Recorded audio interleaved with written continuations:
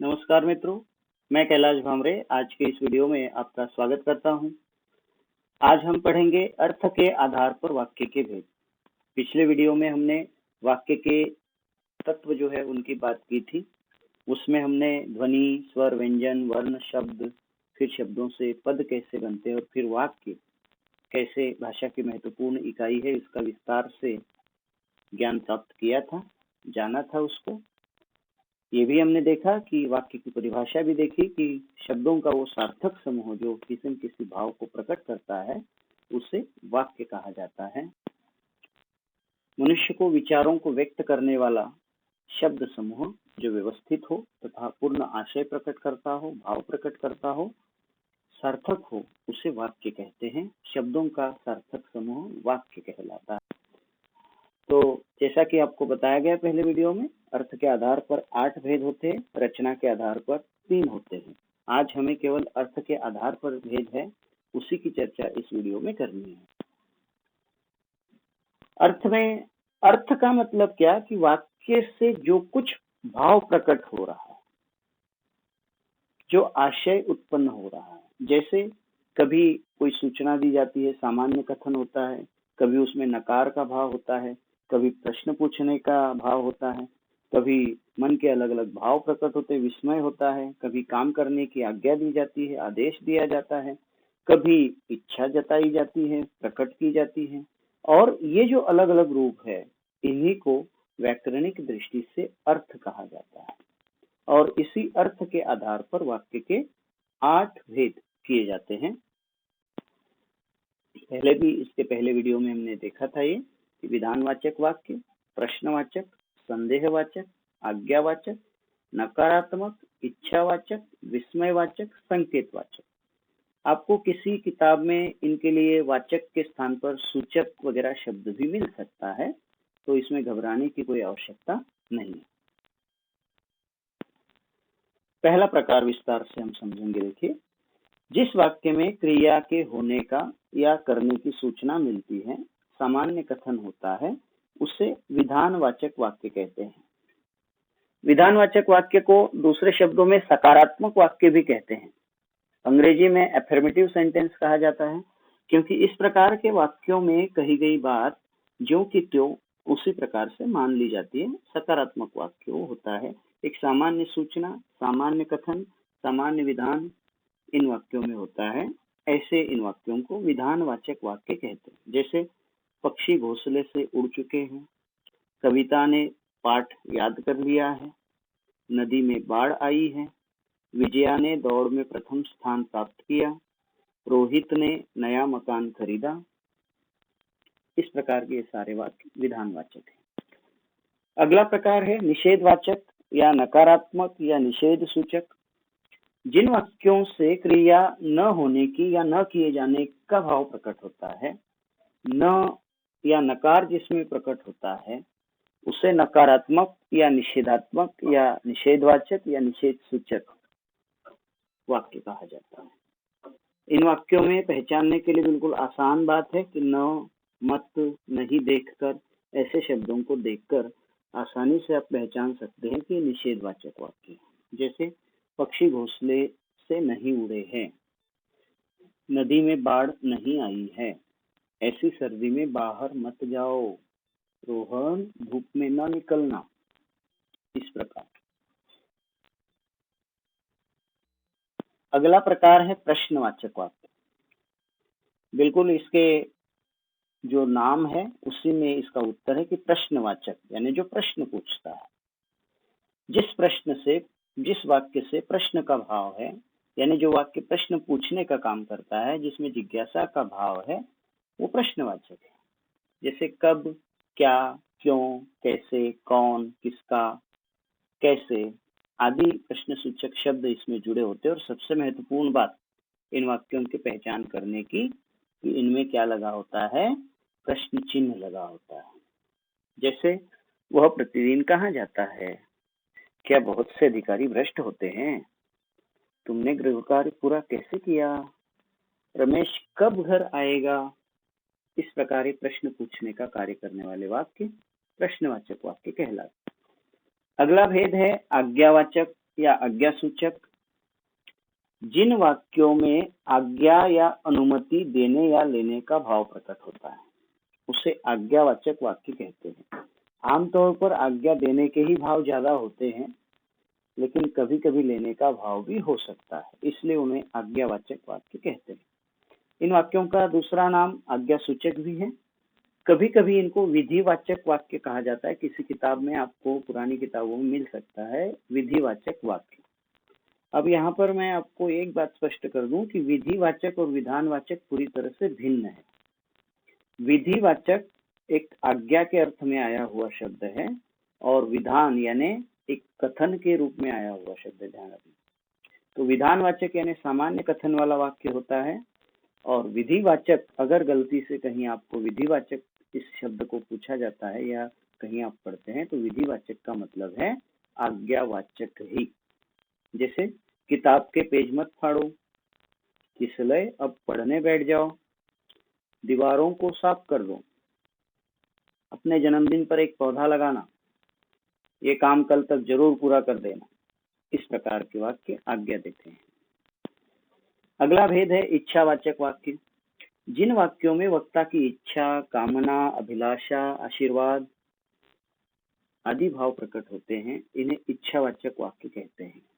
जैसे मित्र जन्मदिन की ढेर सारी बधाइयाँ, ईश्वर करे आप खूब उन्नति करें, हमने चाहा था कि हम साथ साथ रहे, काश इस समय सुमन साथ हो, मैं चाहता हूँ कि सभी स्वस्थ हो, आपकी यात्रा मंगलमय हो, भगवान तुम्हारा भला करे, ईश्वर आपको सद्बुद्धि दे।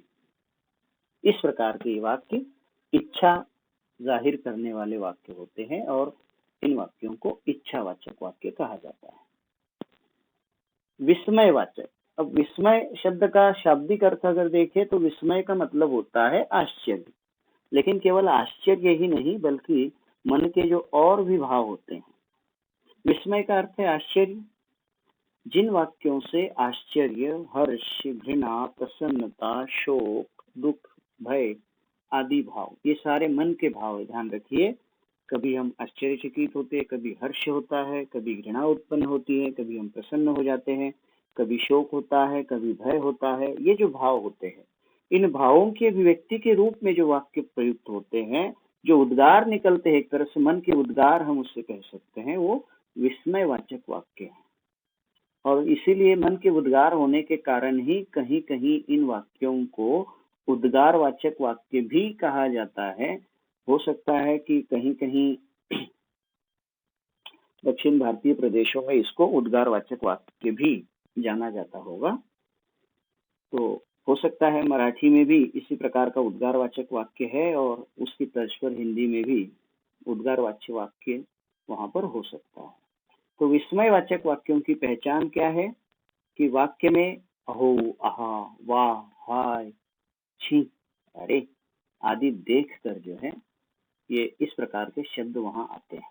ऐसे शब्दों का आना ये तो एक पहचान है ही, साथ में इसके साथ लगा हुआ विस्मयवाचक चिन्ह, उस चिन्ह को देखकर भी आप इस वाक्य की पहचान कर सकते हैं। जैसे अरे कितना विशाल मैदान है, ओह तुम आ गए, आह इतना सुंदर फूल देखकर मन प्रसन्न हो उठा, सावधान ट्रक आ रहा है, छी नाले के पास बड़ी बदबू थी। तो इस प्रकार ये मन के भाव प्रकट करते हैं विस्मयवाचक वाक्य। अगला भेद है देखिए संदेहवाचक वाक्य। जिन वाक्यों की क्रिया पूर्ण होने में संदेह होता है, यानी संदेह बना होता है कि काम पूरा हुआ या नहीं, उन्हें संदेहवाचक, संशय का भाव होता है। इन वाक्यों के पहचानने के लिए देखिए ध्यान रखना कि इनके अंत में होगा, होगी, होगे, यानी क्रिया पूरी हुई कि नहीं मालूम नहीं, बस अनुमान लगाते कि हाँ हो गया होगा, या हो गई होगी, या हो गया होंगे। इस तरह से होगा, होगी, होंगे यानी भविष्यकालीन क्रिया इसमें होती है, और साथ साथ शायद और संभवतः जैसे भी जुड़े हुए इसमें दिखाई देते हैं। शायद, संभवतः, होगा, होगी, होगे ऐसे शब्द जब हम देख लेंगे तो आसानी से हम पहचान सकते हैं कि ये संदेहवाचक वाक्य है। जैसे अब तक फसल कट चुकी होगी। मालूम नहीं, कटी या नहीं पूरी तरह से पक्का हमें मालूम नहीं, केवल अनुमान है, संशय बना हुआ है कि कटी है या नहीं, इसलिए संदेहवाचक है। संदेह है, हो सकता है ना भी कटी हो। दूसरा, रमा खाना पका चुकी होंगी। हम कहीं बाहर आए हैं, रमा कहीं घर पर है, हम नहीं जानते कि उसने खाना पकाया है नहीं, लेकिन अंदाज लगाया जाता है कि हाँ, रमा ने खाना पका लिया होगा या रमा खाना पका चुकी होगी। तो संदेह है, पक्की बात मालूम नहीं है, हमें पूरी तरह से संशय इसमें बना रहता है। कार्य हुआ है या नहीं अभी तक पूर्ण सूचना नहीं होती है, इसलिए संदेह ही रहता है। दीपक बुझ गया होगा। संभवतः विजय विद्यालय से घर आ गया होगा। अब शायद बारिश बंद हो जाए। इस प्रकार ये संदेह उत्पन्न करने वाले वाक्य, जिनसे संदेह का भाव बना रहता है, ये संदेहवाचक वाक्य। और अंतिम भेद है वाक्य का अर्थ के आधार पर, जिन वाक्यों में एक क्रिया का होना दूसरी क्रिया पर निर्भर होता है, यानी एक पर दूसरी आश्रित होती है, उन्हें संकेतवाचक वाक्य कहते हैं। इस प्रकार के वाक्यों में पूरा काम होने के लिए एक तरह से शर्त लगी होती है, यानी ऐसा हुआ तो ऐसा होगा, है ना। तो संकेतवाचक वाक्य की पहचान के लिए यदि, अगर, मगर जैसे शब्द जो है ये देखे जा सकते हैं और उनको देखकर हम आसानी से संकेतवाचक वाक्य को पहचान सकते हैं। उदाहरण के तौर पर देखिए, जैसे यदि वर्षा रुकती तो मैं घर जाता। देखिए यहाँ पर एक क्रिया दूसरे पर निर्भर है, घर जाना है, लेकिन घर जाने की क्रिया किस पर आश्रित है? वर्षा रुकने पर, यानी वर्षा रुकी तो मैं जा पाऊंगा। तो एक क्रिया पर दूसरी क्रिया यहाँ आश्रित है, तो ये संकेतवाचक वाक्य, ऐसे जो प्रयोग होते हैं इनको संकेतवाचक वाक्य कहा जाता है। यदि डॉक्टर समय पर आ जाते तो मरीज की जान बच जाती। अगर जल्दी आते तो टिकट मिल जाता। यदि सिंचाई की गई होती तो फसलें ना सूखती। अगर परिश्रम करोगे तो अवश्य सफल होगे। अगर पढ़ाई करोगे तो जरूर उत्तीर्ण हो जाओगे।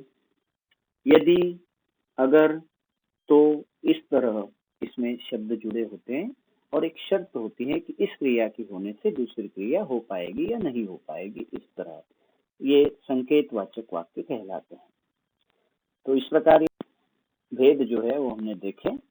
अब इन वाक्यों का रूपांतरण करने के लिए आपको पूछा जाता है, यानी एक दूसरे रूप में बदलना पड़ता है। वाक्य के कर्ता, कर्म और क्रिया को बदले बिना एक दूसरे प्रकार में उनको बदलने के लिए कहा जाता है। जैसे सुमन अच्छा पत्र लिखती है, ये विधानवाचक वाक्य है, लेकिन उसी को जब सुमन अच्छा पत्र नहीं लिखती है ऐसा कहा जाए तो निषेधवाचक वाक्य हो जाएगा।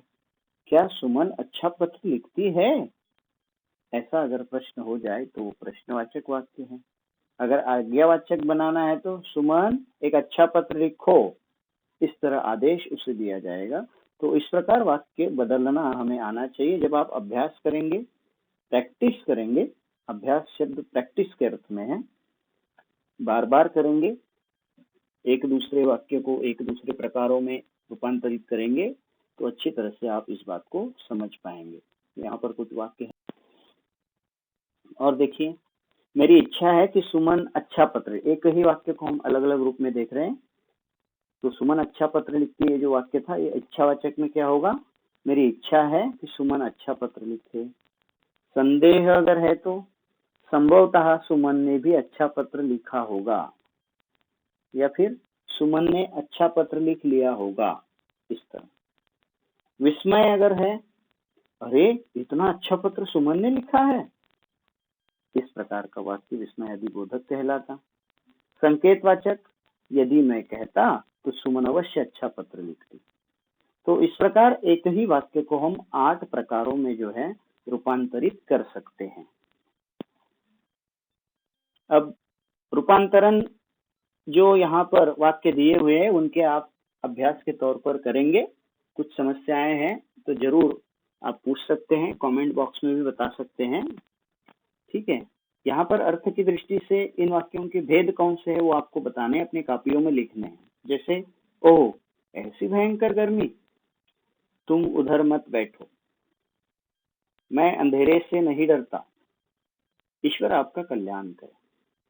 संभवतः वो आज आ जाए, कृपया बाएं चलिए। देखिए, अब यहाँ कृपया बाएं चलिए, ये सामान्य कथन है, लेकिन एक तरह से आदेश है, नियम है, और इसलिए ये आज्ञावाचक वाक्य, ध्यान रखिए। वो कभी चुप नहीं रहता, अगर उसने झूठ बोला तो उसकी नौकरी चली जाएगी। दो यहाँ पर ये बिल्कुल सही कह रहे हैं, बिल्कुल संकेतवाचक है ये। अगला है, देखिए और भी कुछ वाक्य हैं। सत्य की हमेशा जीत होती है, गीता आ जाती तो रागिनी चली जाती, रमेश को बुलाओ, छी यहाँ कितनी गंदगी है। संभवतः आज वर्षा हो जाए, नव वर्ष आपके लिए मंगलकारी हो, यदि परिश्रम करोगे तो अवश्य सफल होोगे। वाक्य पहचानने के बाद इन वाक्यों को आप बदल सकते हैं। जो पहले वाक्य दिए हैं उनको भी आप प्रैक्टिस के लिए अपने मन से जो है रूपांतरित करने का कार्य कर सकते हैं। उनको केवल पहचानने के लिए भले ही बताया गया, लेकिन उनको भी बदलने से कोई नुकसान नहीं होने वाला है। यहाँ पर और कुछ वाक्य है जिनको बदलने के लिए आपको बताया जाता है और ये लिखना है आपको। विदेशी होकर भी वह हिंदी बोलती है, इसको आप विस्मयवाचक बनाएंगे। पछताने से बचने के लिए कठोर परिश्रम करो, इसको संकेतवाचक बताइए। सब सुबह होते ही फूल खिलने लगे, विस्मयवाचक बनाइए। जो कोष्टक में सूचनाएं दी है, यहाँ पर किसी को प्रश्नवाचक बनाना है, किसी को विधानवाचक बनाना है, इच्छावाचक, निषेधवाचक। अगर आपको वाक्य पढ़ने में वहाँ मुश्किल होती है वीडियो में, एक बार मैं पढ़ लेता हूँ ताकि आप आराम से लिख सके। जैसे सुबह होते ही फूल खिलने लगे, विस्मयवाचक बनाइए। ताकतवर होते हुए भी वो हार गया, प्रश्नवाचक लिखिए। हरिद्वार जाकर मैं गंगा स्नान नहीं करूंगा, विधानवाचक में बदलिए। चिड़िया यहाँ आकर दाना चुगती है, इच्छावाचक बनाइए। प्रांजल स्वस्थ होने के साथ धनी भी है, निषेधवाचक लिखिए। वो अपने माता पिता के सेवा करता है, इच्छावाचक वाक्य में रूपांतर कीजिए। संपन्न होने के कारण वो अधिक खर्च करता है, इसको निषेधवाचक बनाना है। काश इस पुस्तक को ध्यानपूर्वक पढ़ते, इसको आज्ञावाचक वाक्य आपको बनाना है। तो ये सारा कार्य जो है आपकी कापियों में लिखेंगे और आप भेजते रहेंगे। तब तक के लिए धन्यवाद।